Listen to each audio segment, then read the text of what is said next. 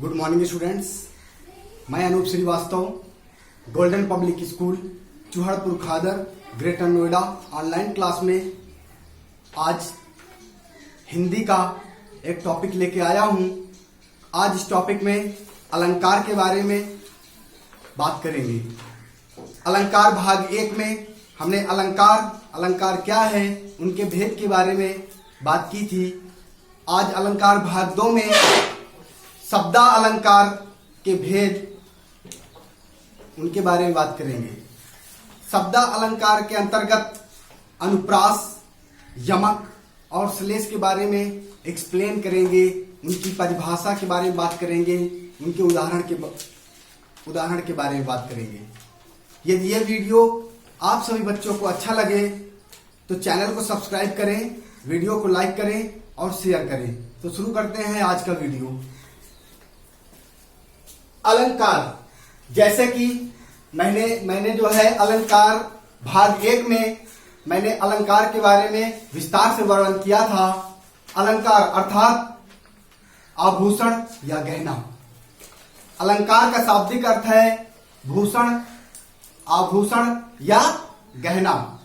काव्य पंक्तियों में एक नया सौंदर्य, नया चमत्कार यदि आ जाए पंक्तियों में, जो शब्द या जो अर्थ से, जिस अर्थ से पंक्तियों में एक नया चमत्कार उत्पन्न हो जाए, उसे अलंकार कहते हैं।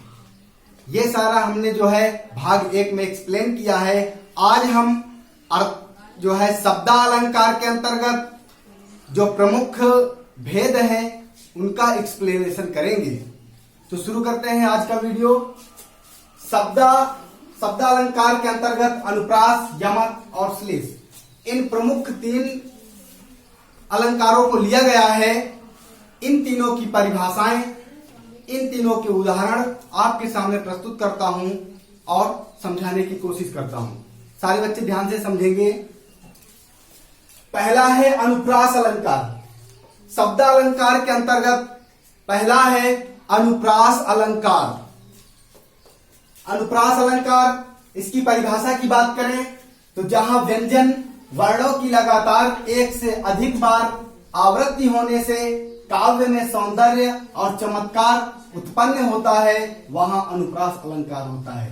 अर्थात जहां वर्णों या व्यंजनों की, जहां पे वर्ण या व्यंजन पंक्तियों में, काव्य पंक्तियों में, कविताओं में एक से अधिक बार आए, वहां पर अनुप्रास अलंकार होता है।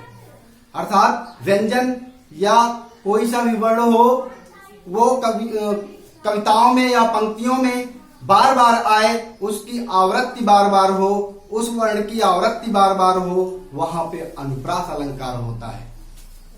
उदाहरण के तौर पर रघुपति राघव राजा राम, यदि इस काव्य पंक्ति को देखें तो इसमें देखिए रघुपति में रा है, राघव में रा है, राजा में रा है और राम में भी रा है। अर्थात यहाँ पे रावण की आवृत्ति बार बार हो रही है, रावण बार बार आ रहा है, इसलिए यहाँ पर अनुप्रास अलंकार है।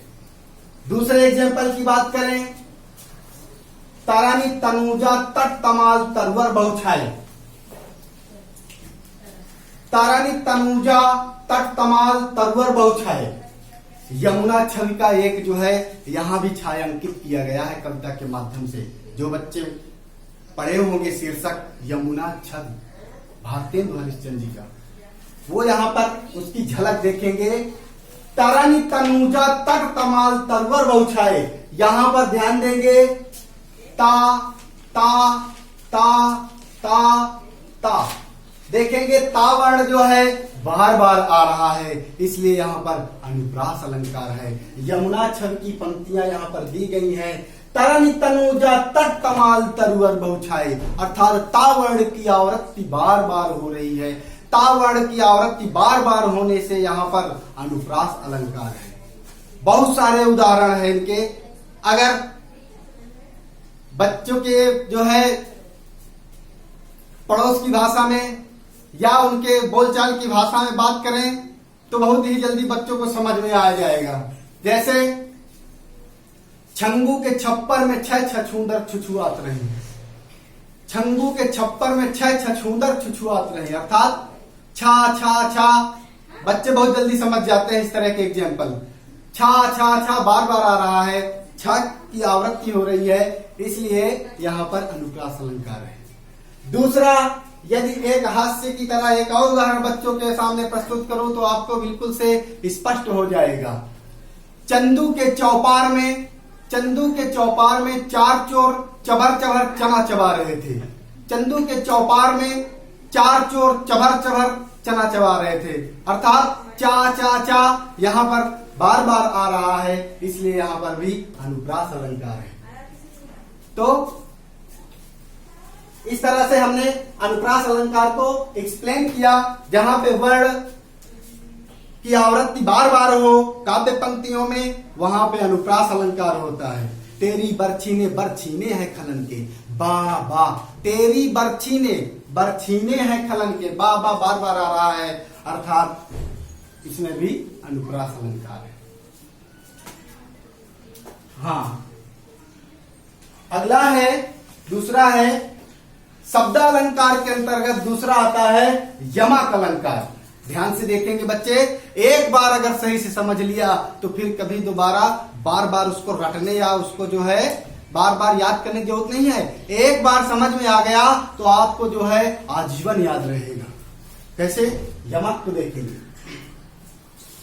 काव्य पंक्तियों में जहां एक शब्द एक से अधिक बार आता है और हर बार अलग अलग अर्थ देता है, वहां यमक अलंकार होता है। अर्थात काव्य पंक्तियों में जहां पर कोई एक शब्द एक से अधिक बार आए और उन सब के अर्थ अलग अलग हो। कोई शब्द आए, एक से अधिक बार आए, 2 बार आए या 3 बार वही शब्द आए, लेकिन उनके अर्थ अलग अलग हो, वहां पर यमक अलंकार होता है। याद रखना। उदाहरण की बात करें, कनक कनकते 100 गुनी मादकता अधिकाय, या खाए बौराए जग वा पाए बौराए। बड़ा ही फेमस उदाहरण मैंने लिया है, इसीलिए लिया है कि ये फेमस उदाहरण, क्योंकि बच्चों को बड़ा जल्दी ये उदाहरण याद होता है। और सारे नए उदाहरण, पुराने उदाहरण हैं, लेकिन मैंने इसको इसीलिए रखा है क्योंकि बच्चों के मुंह पर ये बहुत जल्दी ही याद होता है और आता भी बहुत जल्दी, याद भी बहुत जल्दी होता है, कंठस्थ भी बहुत जल्दी होता है। कनक कनकते 100 गुनी मादकता अधिकाय, और यह खाए बौराए जग वा पाए बौराए। ध्यान देंगे, यहां पे 2 वर्ण ऐसे हैं, कनक कनक 2 बार आए हैं, लेकिन दोनों के अर्थ अलग अलग हैं। एक कनक का मतलब है सोना और दूसरे कनक का मतलब है धतूरा। ध्यान देंगे, कनक कनक 2 बार आया है। कोई शब्द 2 या 3 बार आए लेकिन उनके अर्थ अलग अलग हो, वहां पर यमक अलंकार होता है। यहाँ पे कनक और कनक 2 बार आया है, इसलिए यहाँ पर यमक अलंकार है। इसलिए है कि दोनों कनक के जो है अर्थ अलग अलग है। पहले का अर्थ है सोना और दूसरे का मतलब है धतूरा।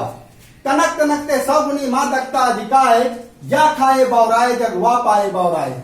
कनक सोना, यदि किसी आदमी को ढेर सारा, बहुत सारा सोना मिल जाए, यदि किसी व्यक्ति को एकाएक बहुत सारा सोना मिल जाए या उसके पास बहुत सारा सोना हो जाए, तो वो व्यक्ति जो है हर्ष के कारण, खुशी के कारण या इतना सोना पाने के कारण पागल जैसी स्थिति हो जाएगी। वो सोचेगा मैं इतना सोने का करूंगा क्या, पागल जैसी स्थिति हो जाएगी। अब दूसरी तरफ देखें, दूसरे कनक का मतलब है धतूरा।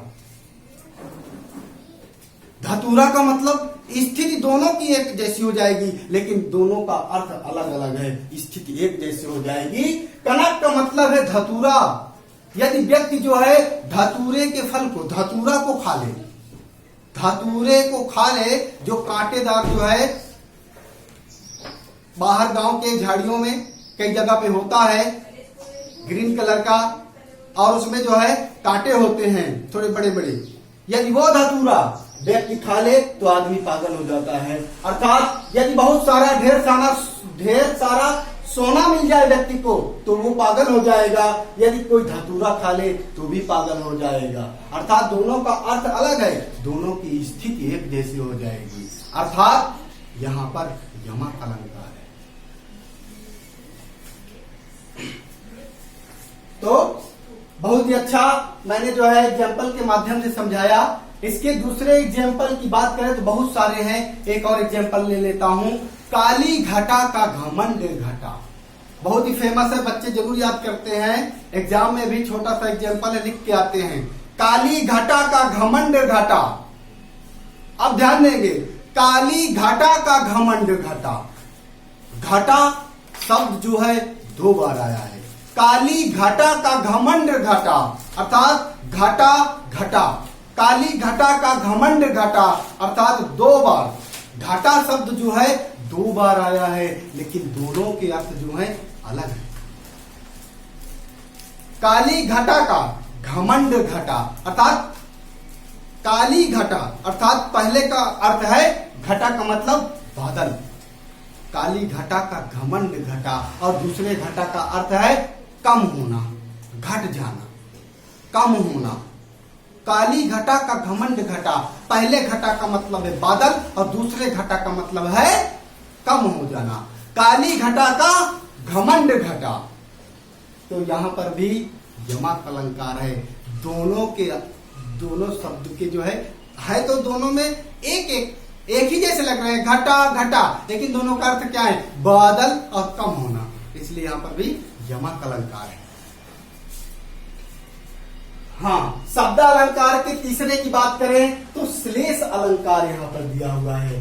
जो शब्द अलंकार के 3 प्रमुख अलंकार हैं, उनमें से तीसरा है श्लेष अलंकार। ध्यान से अगर देखेंगे, एग्जाम्पल के माध्यम से समझेंगे तो कभी भी जीवन में आप जो है भूल नहीं पाओगे अलंकार को।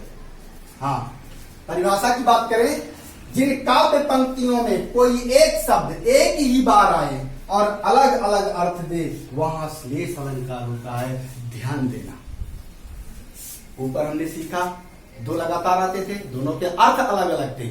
यहां पर शब्द एक बार आएगा, लेकिन उसके अर्थ 2 भी हो सकते हैं, 3 भी, अर्थात एक अर्थ से अधिक होंगे। उस शब्द एक रहेगा, अर्थ कई रहेंगे, वहां पर क्या होता है? श्लेष अलंकार। जहां पर कोई शब्द एक बार आए, उसके अर्थ कई हो, एक से अधिक हो, वहां पर श्लेष अलंकार होता है। हाँ, तो उदाहरण के माध्यम से श्लेष को भी जो है एक्सप्लेन करूंगा। गुण ते लेत रहीम जन सलील कूपते काड़ी, और कूपते कम होत है मन काहू को बाड़ी। बड़ा ही फेमस है। इसके विपरीत जो है बच्चे बहुत सारे इसके अलावा भी एक याद कर लेते हैं, वो है रहीमन पानी राखिए। उस उदाहरण को भी बच्चे बड़ा जल्दी याद करते हैं और इसको भी बहुत जल्दी याद करते हैं। रहीमन पानी राखिए, बिन पानी सब सून, पानी गए न उभरे मोती मानुष चून। और दूसरा है गुण ते लेत रहीम जन सलील कूपते काड़ी, अकूपम से कम होत है मन काहू को बाढ़। अर्थात यहां पे ध्यान देंगे, ये वर्ड गुण एक बार आया है, लेकिन उसके जो अर्थ हैं वो 2 हैं। कैसे? एक गुण का मतलब है, एक गुण का मतलब है गुण, और दूसरे का मतलब है रस्सी। बाल्टी बांध कर पानी निकाला गया। गुणते लेत रहीम जन कूपते काड़ी, कूपों से कम होता है मन काहू को बाढ़ी। अर्थात यहाँ पे जो गुण शब्द है, यहाँ पे उसका पहला अर्थ तो गुण हो गया और दूसरे का मतलब रस्सी। अर्थात जहां पे कोई शब्द एक बार आए लेकिन उसके अर्थ 2 या 3 हो, वहां पे जो है श्लेष अलंकार होता है।